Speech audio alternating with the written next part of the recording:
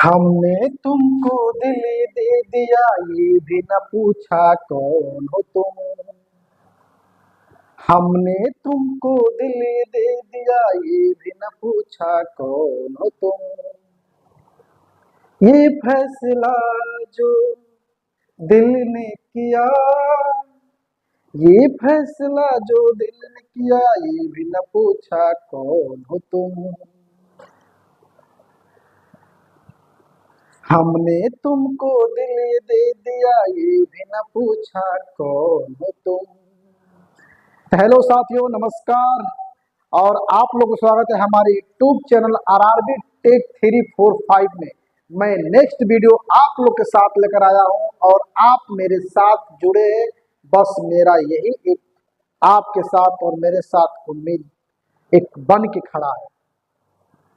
और मेरे चैनल पे इसी तरह आप लोग बने रहिए और आप लोगों का हमारे चैनल पे बहुत बहुत बहुत बहुत स्वागत है। ठीक है साथियों, इसी के साथ नेक्स्ट वीडियो ये है 17 अगस्त 2022 का जो थर्ड शिफ्ट का जो पेपर आया था ग्रुप डी का, वो मैं लेकर आज इस वीडियो में लेकर आया हूँ। और इसी के साथ हम लोग पहला क्वेश्चन कर रहे हैं कि ब्लीचिंग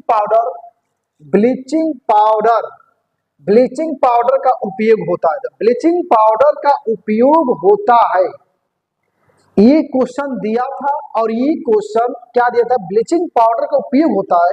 तो ब्लीचिंग पाउडर का उपयोग कीटाणुनाशक अग्निशामक यंत्रों में होता है, ये हमारा उसमें था। तो ये ऑप्शन क्या था, सही था। और इसके बाद से और कुछ हम लोग कुछ और जान लें, जैसे कि मान लीजिए कि एक क्वेश्चन पे कई क्वेश्चन हम लोग जान लें कि हमारा एग्जाम हमारे पास रहे, क्योंकि एग्जाम नहीं निकलेगा तो फिर मेरे रहने के मतलब ही नहीं कुछ। और मैं एग्जाम के लिए पूरा एकदम झोंक दूंगा कि एग्जाम आप लोग का निकल जाए।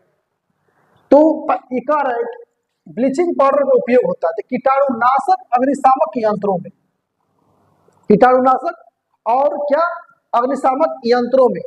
अब कह रहे रासायनिक उद्योग में किसका प्रयोग होता है, रासायनिक उद्योग में। कहा, रासायनिक उद्योग में, रासायनिक उद्योग में, क्लोरोफार्म के उद्योग में। किसके उद्योग में, क्लोरोफार्म। क्लोरोफार्म एक ऐसा है जो कि उसको सूंघने पर क्या होता है, आदमी बेहोश हो जाता है। क्लोरोफार्म क्या है, क्लोरोफार्म के किसमें, उद्योग में, कपड़ा के उद्योग में। कपड़ा अगर गंदा भी हो जाए ना, गंदा मैला हो जाए, तो कपड़ा को आराम से ब्लीचिंग पाउडर से साफ करते हैं। कभी कभी होता है ना आप लोग के साथ, कभी होता है कि मान लीजिए कपड़ा कुछ कोई दाग धब्बा लग जाता है, तो जैसे ही दाग धब्बा लगे तो कोई दोस्त राय देता है जो नहीं पढ़ा लिखा रहता है ना, वो भी कहता है कि ऐसा यार ब्लीचिंग पाउडर से कपड़ा एकदम साफ हो जाता है, तुम ब्लीचिंग पाउडर मंगा लो और क्या कर लो, साफ कर लो। वो पढ़ा लिखा भी नहीं रहता तभी कहता है ब्लीचिंग पाउडर से। कभी कभी नल में पानी जैसे होता है, उसको गंदगी को साफ करने के लिए कभी क्या होता है कि पानी में ब्लीचिंग पाउडर को जला देता है, तो उस रात भर में क्या करता है, उसको क्लीन कर देता है। और जैसे ही साफ करता है तो पीने लायक पानी हो जाता है। तो गांव में अक्सर ये चलता है कि ब्लीचिंग पाउडर को नल में यदि हमारे कपड़ा पर दाग धब्बा लग जाए तो उसको साफ करने में क्या कहता है, प्रयोग किया जाता है। तो ऐसे किया जाता है और गांव में भी सभी लोग करते हैं। और गांव वाले जो पढ़े लिखे भी नहीं वो भी क्या करते हैं, वो भी लोग बताते हैं ब्लीचिंग पाउडर से ये होता है। कितना अच्छा बात है, यही भारत की खूबसूरती है और कुछ नहीं है। और देखिए कपड़ा उद्योग में, स्विमिंग पूल में, अब क्या कहते हैं, स्विमिंग पूल के जो गंदगी होती है, मान लीजिए कि कई दिन हम लोग स्नान करते हैं, उसमें जाकर स्विमिंग पूल में लोग स्नान करते हैं, पूरा कहीं से घूम कर आते हैं, मारते हैं कि पूरा स्विमिंग पूल गंदा करके रख देते हैं। तो जैसे ही गंदा करके रखते हैं तो क्या कहते हैं, ब्लीचिंग पाउडर से उसी पानी को क्या कहता है, फिर फिल्टर कर देते हैं, साफ कर दिया जाता है।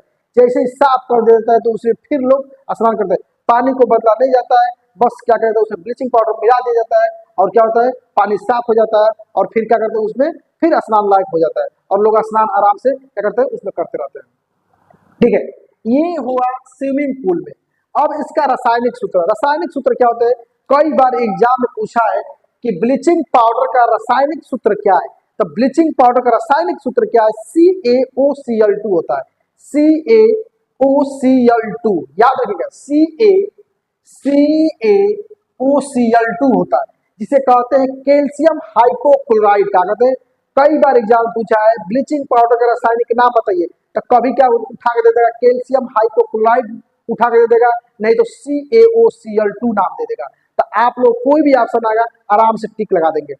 तो कैल्शियम हाइपोक्लोराइड, कैल्शियम हाइपोक्लोराइड यानी कि कहते हैं इसको विरंजक चूड़ कहते हैं। क्या कहते हैं? विरंजक चूड़ कहते हैं। क्या कहते हैं? विरंजक चूड़ कहते हैं। कैल्शियम हाइपोक्लोराइड को हम कहते हैं विरंजक चूर्ण। इसी का एक और नाम है कैल्शियम, कैल्शियम ऑक्सीक्लोराइड नाम है। क्या नाम है? Calcium oxychloride.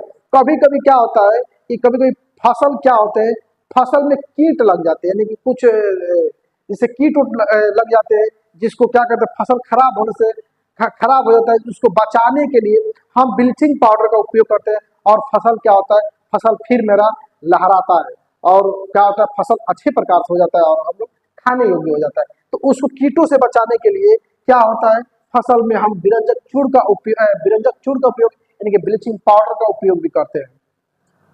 अब देखिएगा, अब अगला क्वेश्चन क्या कर रहा, अगला क्या आया था, कौन सी एक गर्भ निरोधक तकनीकी को शुक्राणु गर्भाशय तक पहुंचने से रोकता है, यानी गर्भाशय तक पहुंचने से रोकता है। तो ऑप्शन जानते हैं क्या क्या दिया था?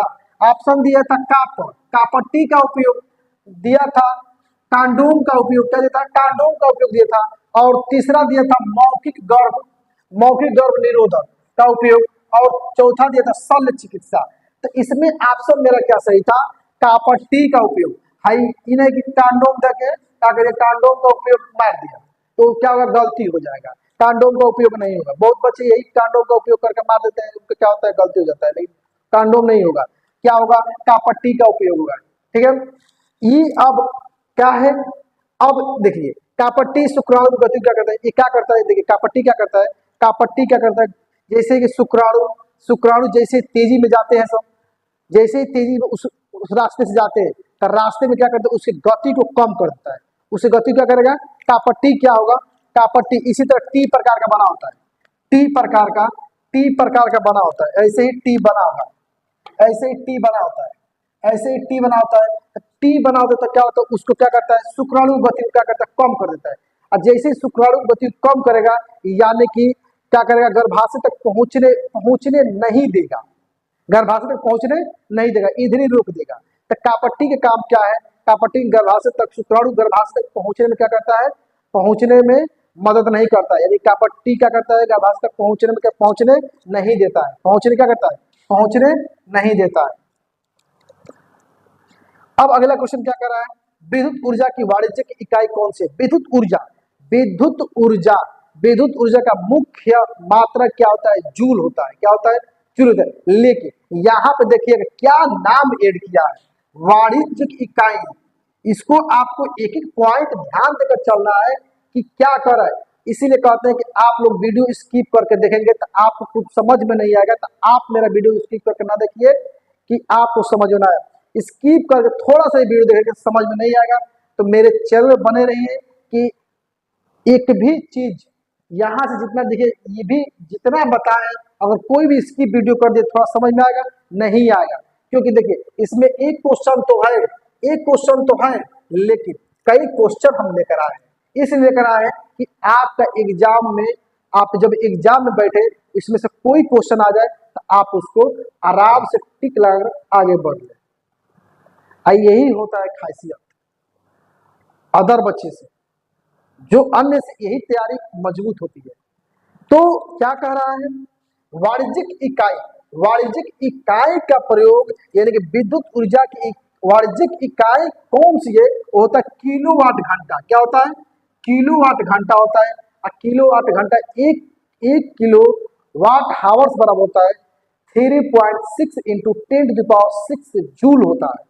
3.6 इंटू 10⁶ जूल होता है। याद रखिएगा आप लोग, विद्युत ऊर्जा का मात्रक यहाँ पर लिखे हैं। विद्युत ऊर्जा का मात्रक क्या होता है, मुख्य मात्रक जूल होता है। यह आवेश प्रवाह से उत्पन्न होता है। थोड़ा धारा के बारे में जान लें कि करंट क्या होता है। करंट जब फ्लो होता है तो फ्लो किसके कारण होता है, तो आवेश प्रवाह की दर को, आवेश जब प्रवाह होता है तो उसमें करंट क्या होता है, करंट उत्पन्न होता है। तो जब आवेश प्रवाह की दर को हम धारा कहते हैं, जब आवेश प्रवाह होगा तो जब आवेश प्रवाह का उसी आवेश के कारण इलेक्ट्रिकल एनर्जी उत्पन्न होता है, विद्युत ऊर्जा क्या होता है, उत्पन्न होता है। तो यही कह रहा है विद्युत ऊर्जा का मुख्य मात्रक जूल है, यह आवेश प्रवाह से क्या कहता है, आवेश प्रवाह से उत्पन्न होता है। जितने आवेश प्रवाह होगा उतने क्या होगा, इलेक्ट्रिकल एनर्जी क्या होगा, उत्पन्न होगा। अब अगला क्वेश्चन क्या कर रहा है, रक्षक कोशिकाएं कौन सी प्रक्रिया में शामिल होती है, कौन सी प्रक्रिया में शामिल होती है, स्वेद प्रक्रिया में शामिल होती है।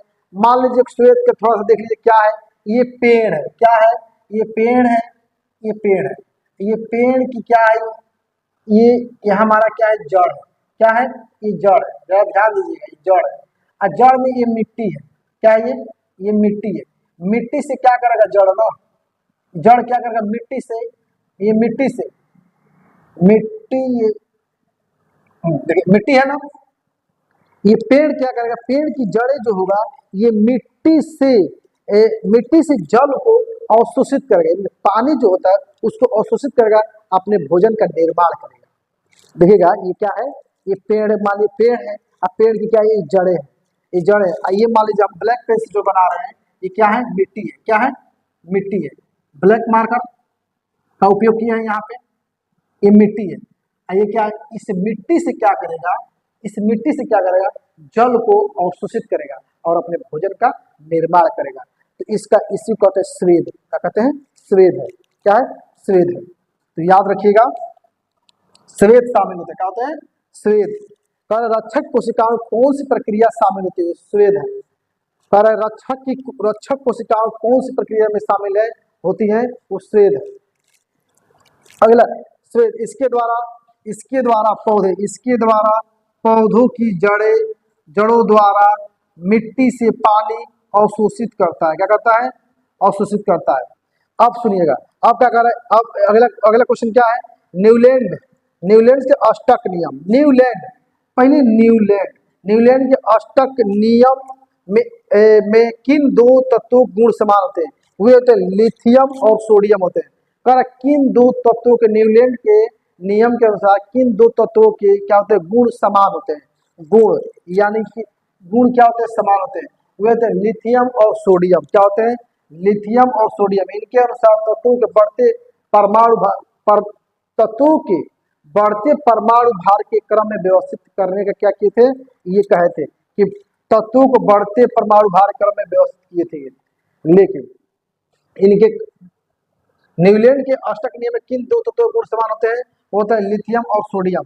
ये हमारा आज तक ये रहा, और ये 17 अगस्त 2022 का थर्ड शिफ्ट का पेपर है, और इसको जो भी तैयारी हो रहा है तो आप लोग बेहतर तैयारी कीजिए, और जो समझ में ना आए एक बार कमेंट जरूर कीजिए कि सर हमको समझ में नहीं आ रहा है, चाहे सर समझ में आ रहा है, और वीडियो आप बनाइए। तो एक मेरे लिए क्या होगा, एक उम्मीद थोड़ी सी होगा, और मेरे चैनल पर आप लोग इसी तरह बने रहिए, मेरा यही उम्मीद है।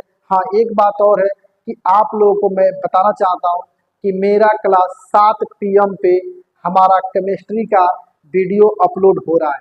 अभी मेरा चैनल नया है, वीडियो अपलोड कर रहे हैं, तो उस पर बहुत बेसिक क्लास से, बेसिक से आप केमिस्ट्री यानी कि रसायन विज्ञान दिया जा रहा है।